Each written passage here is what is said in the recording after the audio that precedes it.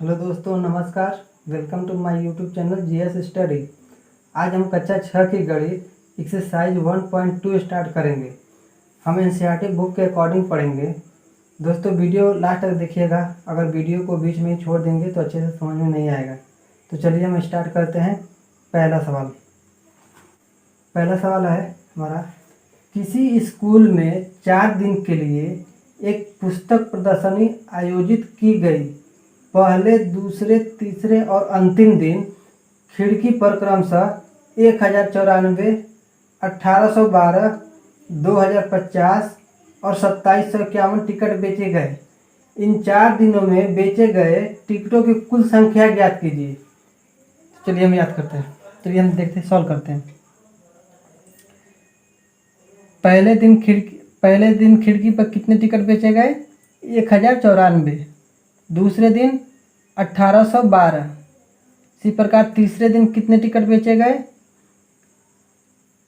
2050। इसी प्रकार चौथे दिन कितने टिकट बेचे गए? 2751। चलिए हम क्या करेंगे, अब इसमें पूछा क्या है कि कुल टिकटों की संख्या ज्ञात कीजिए। कुल, यहाँ पर हम लिख देते हैं कुल ज्ञात करने के लिए हम क्या करेंगे, इन सभी संख्याओं को हम जोड़ देंगे एक साथ। चलिए हम जोड़ते हैं। तो कितना होगा हमारा? होगा 4, 2, 6, 1, 7। फिर 9, 1, 10, 5, 15, 5, 20, 20 की 2 और 8, 7, 15 और 2 हासिल 17, 17 की 7 हासिल लगा 17 की 7 हासिल लगा 1, 2, 2, 4, 2, 6, 2, 2, 4, 1, 5, 1, 6, 1 हासिल 7, 7 की 7 और 7। तो हमारा हो गया 7707। तो इसी प्रकार हम लिखेंगे यहाँ पर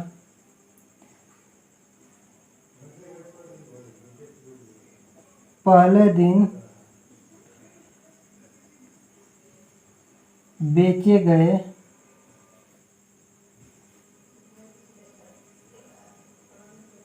टिकटों की संख्या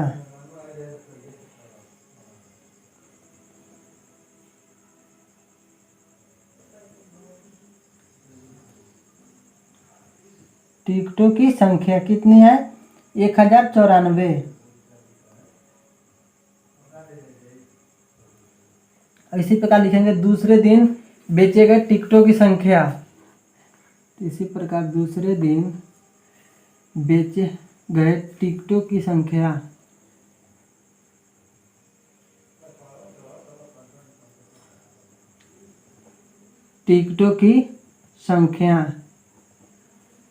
तीसरे दिन टिकटों की संख्या क्या थी? 1812। इसी प्रकार तीसरे दिन टिकटों की संख्या, इसी प्रकार टिकटों की लिख देंगे यहाँ। तीसरे दिन कितनी है? 2050। इसी प्रकार चौथे दिन टिकटों की संख्या कितनी है? 2751। आप लोग पूरा लिखिएगा। तो पूछा क्या है? कुल टिकटों की संख्या। तो यहाँ पे लिखेंगे कुल टिकटों की संख्या, कुल टिकटों की संख्या। तो इसको हम जोड़ देंगे तो हमारा कितना हो जाएगा? 4, 2, 6, 1, 7, 9, 1, 10, 10, 5, 15, 5, 20 की 0 हासिल लगा 2, 8 और 7, 15, 15, 2, 17, 17 की 7 हासिल लगा 1, 2, 2, 4, 1, 5, 1, 6, 1, 7। तो यहाँ पर लिख देंगे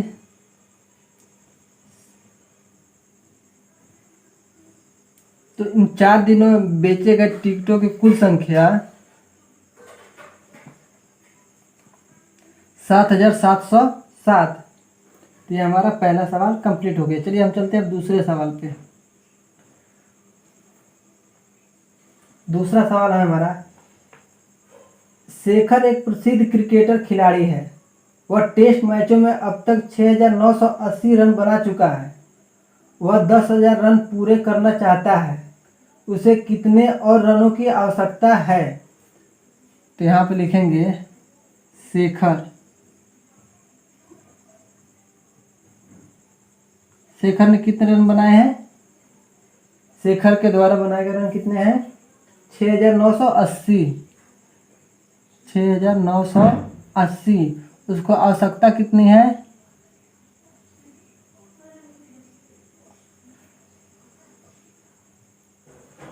10,000। उसको आवश्यकता कितनी है? 10,000। और कितने रन चाहिए कि उस 10,000 पूरे हो जाए?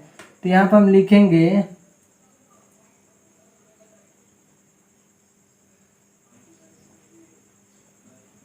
शेखर को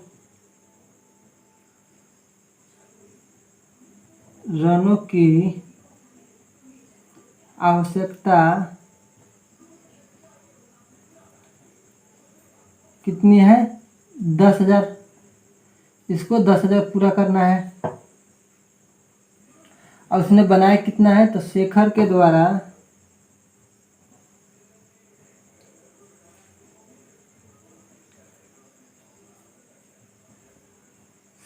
द्वारा बनाए गए रनों की संख्या कितनी है? 6,980। तो अभी इसको और कितने रन ये शेखर बनाएगा कि ये 10,000 रन पूरे कर पाएगा? तो हम क्या करेंगे, 10,000 में से 6,980 को माइनस कर देंगे। तो चलिए हम यहाँ पे माइनस करते हैं। 0 में से गया 0, फिर यहाँ पे 0 में से 8 नहीं जाएगा तो ये इसके पास जाएगा, तो इसके पास 0 है तो ये इसके पास जाएगा, फिर इसके पास भी 0 है तो ये इसके पास जाएगा। तब ये एक इसको देगा तो यहाँ पे हो जाएगा 9, यहाँ पे हो जाएगा 0। फिर ये इसको एक देगा तो यहाँ पे हो जाएगा 9, यहाँ पे हो जाएगा 10। फिर ये अगर एक इसको देगा तो यहाँ पे हो जाएगा 10, यहाँ पे हो जाएगा 9। तो 10 में से 8 गया, कितना बचा? 2। यहाँ बचा 9, 9 में से 9 गया, कितना बचा? 0। यहाँ बचा 9, 9 में से 6 गया, कितना बचा? 3। तो यहाँ पर हम लिखेंगे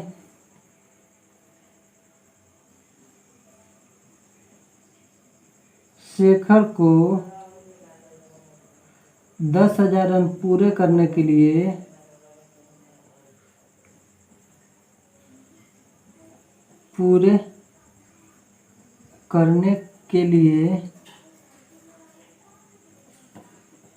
करने के लिए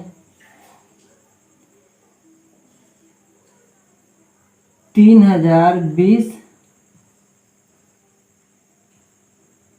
रनों की आवश्यकता होगी।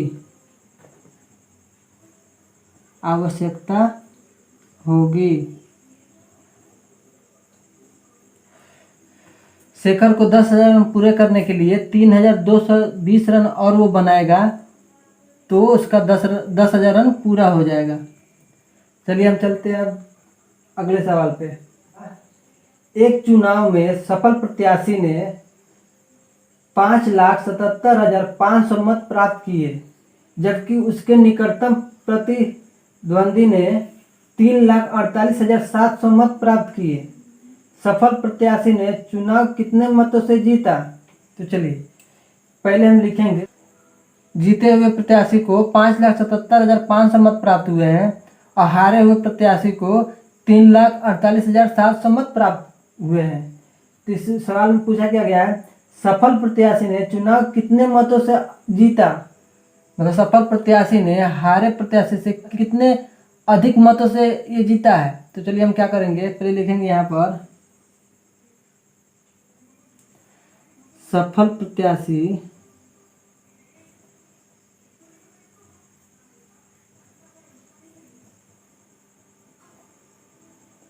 यानी कि जीता हुआ कैंडिडेट को कितने मत, सफल प्रत्याशी को कितने वोट मिले हैं? 5,77,500। और हारे हुए प्रतिद्वंदी को मतलब निकटतम, यहाँ पे लिखेंगे निकटतम निकटतम प्रतिद्वंदी,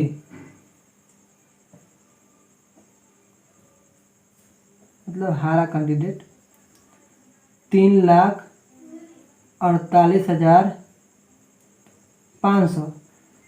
तो हम क्या करेंगे कि जो सफल प्रत्याशी है, जो उसको जितना वोट मिला है उसमें से जो हारा कैंडिडेट है उसको जितना वोट मिला है उसमें से हम घटा देंगे, तो हमारा आंसर मिल जाएगा कि सफल प्रत्याशी कितने अधिक वोटों से जीता है। चलिए हम क्या करते हैं, घटा देते हैं ऊपर वाली संख्या से नीचे से। तो 0 में से 0 गया 0, फिर 0 में से 0 गया 0, 5 में से 5 गया 0, यहाँ पर है 7 में से 8 नहीं जाएगा तो ये इससे उधार लेगा, तो यहाँ पर जाएगा 17, 17 में से 8 गया कितना बचा 9, 9 8 17 9। अब यहाँ बचा 6, 6 में से 4 गया कितना बचा 2, अब यहाँ पर बचा है 5, 5 में से 3 गया कितना बचा 2। तो यहाँ पर हम लिखेंगे, चलिए तो कितने, यहाँ पे पहले कमा लगा देते हैं, तो कितने अधिक, कितने उसको हारेगा प्रतिद्वंदी से, कितने अधिक वोट मिले हैं सफल प्रत्याशी को 2,29,000। तो चलिए हम लिखते हैं यहाँ पे सफल प्रत्याशी को, सफल प्रत्याशी को हारे प्रत्याशी से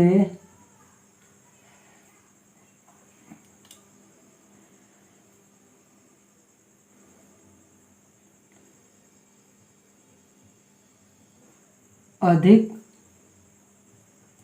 वोट प्राप्त हुए 2,29,000 वोट अधिक प्राप्त हुए हैं। तो ये हमारा तीसरा हो गया। अब चलिए हम चलते हैं चौथे सवाल पे। चौथा सवाल है हमारा, कीर्तिक बुक स्टोर ने जून के प्रथम सप्ताह में 2,85,891 रुपये मूल्य की पुस्तकें बेची। इसी माह के दूसरे सप्ताह में 4,07,68 रुपये मूल्य की पुस्तकें बेची गई। दोनों सप्ताहों में कुल मिलाकर कितनी बिक्री हुई? किस सप्ताह में बिक्री अधिक हुई और कितनी अधिक हुई? चलिए हम क्या करेंगे, क्या है कि दोनों सप्ताह में कुल मिलाकर कितनी बिक्री हुई।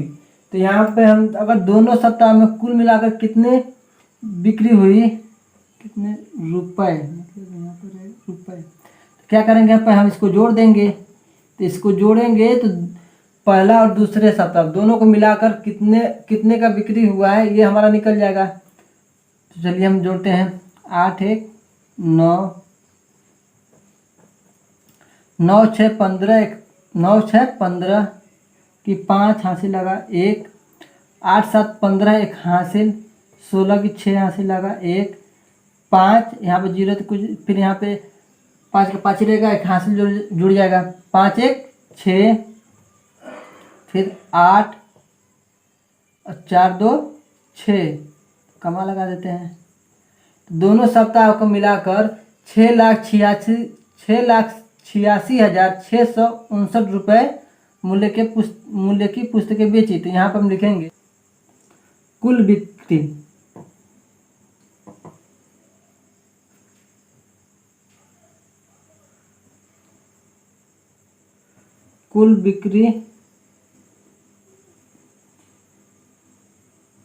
कुल बिक्री मूल्य कितना है, 6,86,659 रुपये का। अब इसमें यह भी पूछा है किस सप्ताह में अन्य की पुस्तकें बेची गई हैं। तो हम क्या करेंगे, दूसरे सप्ताह में से पहले सप्ताह को घटा देंगे। तो यहाँ पे मान लीजिए हम लिखते हैं, चलिए हम 4,07,68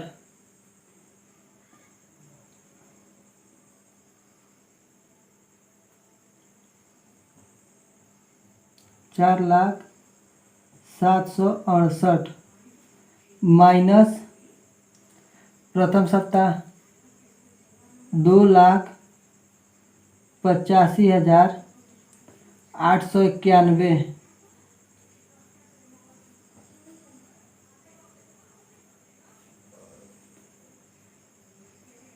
तो हम क्या घटा देंगे, तो 8 में से 1 गया 7, यहाँ पर 6 है, 6 में से 9 नहीं जाएगा तो ये इससे एक उधार लेगा, तो यहाँ पर हो जाएगा 16, 16 में से 9 गया तो कितना बचा, 9 7 16 7। फिर यहाँ पर बचा 6, 6 में से 8 नहीं जाएगा तो ये इसके पास उधार मांगने जाएगा। यहाँ पे 0 है तो फिर ये इसके पास जाएगा, यहाँ पे भी 0 है तो फिर ये इसके पास जाएगा, तो ये इससे एक उधार लेगा तो यहाँ पर हो जाएगा 10। फिर ये इसको एक दे देगा तो यहाँ पर हो जाएगा 10, यहाँ पर हो जाएगा 9। फिर ये इसको एक उधार देगा तो यहाँ पर हो जाएगा 16, यहाँ पर हो जाएगा 9। तो 16 में से 8 गया तो कितना बचा, 8। यहाँ बचा 9, 9 में से 5 गया कितना बचा, 4। यहाँ पे भी बचा है 9, 9 में से 8 गया कितना बचा, 1। यहाँ बचा है 3, 3 में से 2 गया कितना बचा, 1। तो कमा लगा देते हैं। तो 1,14,877 रुपए की अधिक बिक्री हुई है दूसरे सप्ताह में। तो यहाँ पे लिखेंगे अधिक बिक्री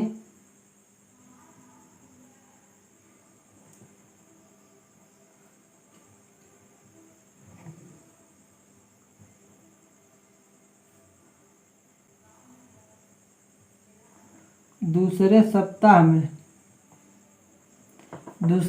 में 1,14,877 रुपये के मूल्य की अधिक पुस्तकें बेची गई हैं।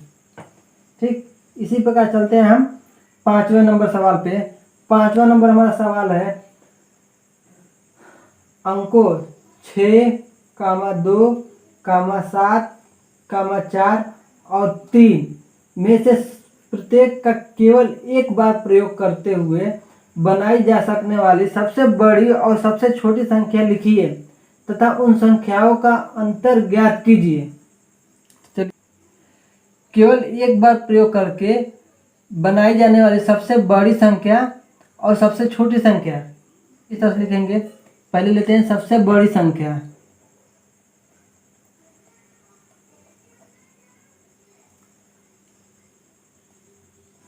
सबसे बड़ी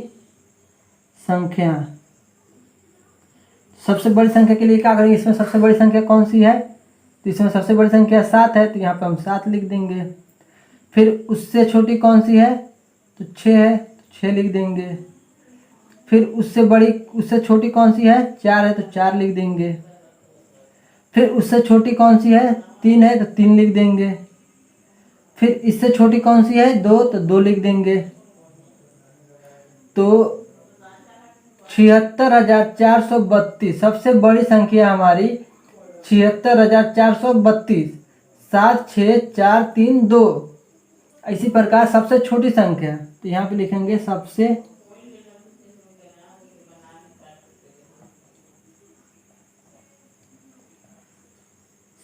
छोटी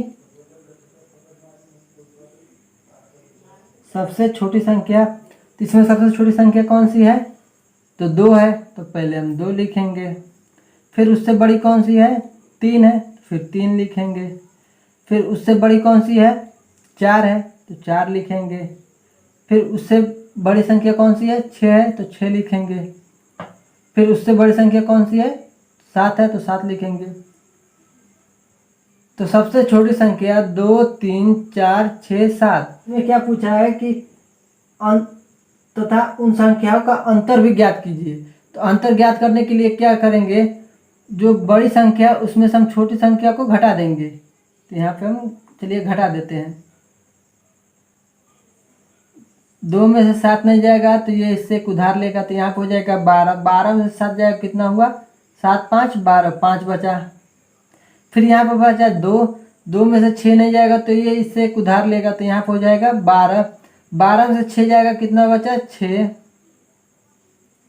अब यहाँ बचा 3, 3 में से 4 नहीं जाएगा तो ये इससे एक उधार लेगा, तो यहाँ पे हो जाएगा 5, यहाँ पे हो जाएगा 13। 13 में से 4 जाएगा तो कितना बचा, 9, 9, 4, 13, 9। अब यहाँ बचा है 5, 5 में से 3 गया, कितना बचा?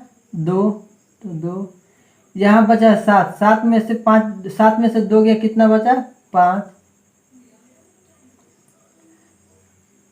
तो जो हमारा अंतर है वो क्या है? 5, 2, 9, 6, 5, यानी कि 52,965। तो यहाँ पे लिखेंगे संख्याओं का अंतर।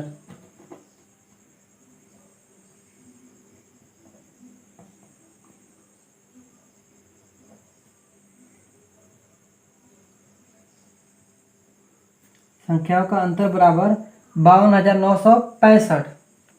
अगला सवाल है हमारा, एक मशीन औसत एक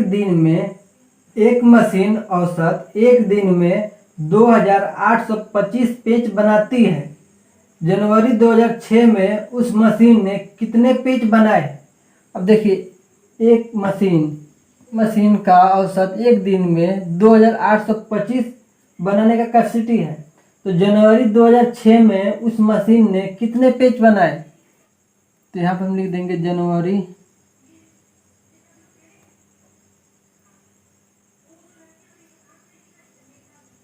2006 में कितने पेज बनाए। तो देखिए, जनवरी हमारा क्या होता है कि 31 महीने का होता है। तो हम क्या करेंगे, अब हमारा जो मशीन का जो औसत है एक दिन में 2,825 बनाने का है।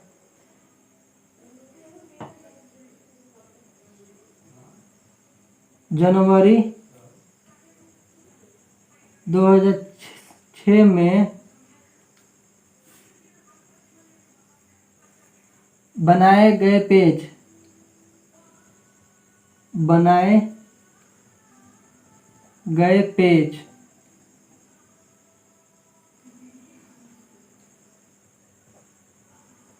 जनवरी 2006 में बनाए गए पेज, तो 2,825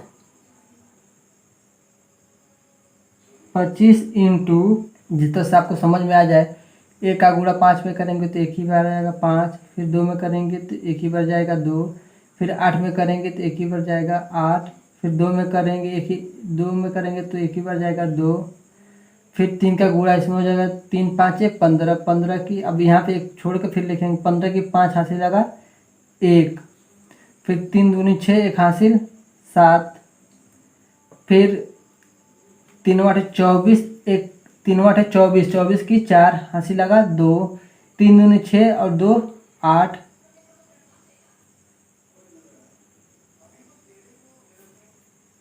अब इसको हम जोड़ देंगे, 5 की 5, 5 2 7, 8 7 15, 15 की 5 हासिल लगा 1, 4 2 6, 1 हासिल 7, फिर 8 8 की 8 8, कमा लगा दीजिए। तो जनवरी 2006 में 87,575 पेज बनाए। तो जनवरी 2006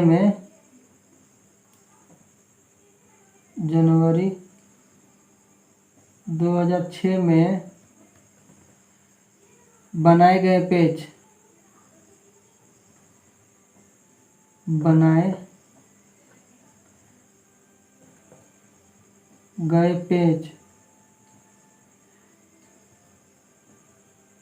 87,575। एक व्यापारी के पास 78,592 रुपए थे। उसने 40 रेडियो खरीदे। प्रत्येक रेडियो का मूल्य 1,200 रुपये था। इस खरीदारी के बाद उसके पास कितनी धनराशि शेष बच गई है? तो हम लिखेंगे यहाँ पे, तो एक रेडियो का मूल्य है 1,200 रुपये, तो 40 रेडियो का, तो 1,200 में 40 का गुणा कर देंगे हम।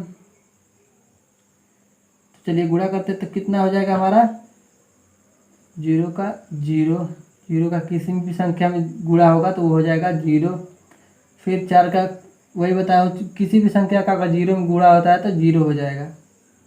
तो यहाँ पर 4 का गुणा 8 2 में होगा तो कितना, 4 दूनी 8, फिर 4 एक कम 4, इसको जोड़ दो, 0 0 0 0 और 8 8 और 4 की 4 4। तो तो व्यापारी ने 48,000 रुपये खर्च करके 40 रेडियो खरीदा। अब उसके पास शेष कितने पैसे बचे हैं? तो यहाँ पे क्या करेंगे, व्यापारी के पास इतने रुपए हैं, अब उसमें से हम क्या करेंगे, इसको हम घटा देंगे। व्यापारी के पास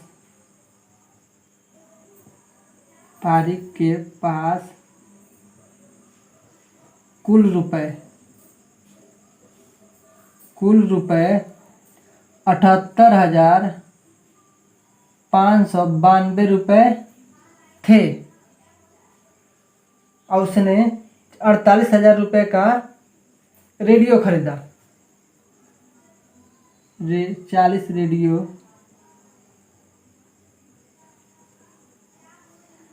खरीदा, कितने का? 48,000 रुपये का। तब जितना उसके पास पैसा था उसमें से हम जितने का खरीदा उसको माइनस कर देंगे, बचेगा 2। फिर 9 में से 0 जाएगा तो कितना बचा? 9। फिर 5 में से 0 गया तो कितना बचा? 5। 8 में से 8 गया तो कितना बचा? 0। फिर 7 में से 4 गया तो कितना बचा? 3। तो 30,592। तो यहाँ पे लिखेंगे उसके पास, व्यापारी के पास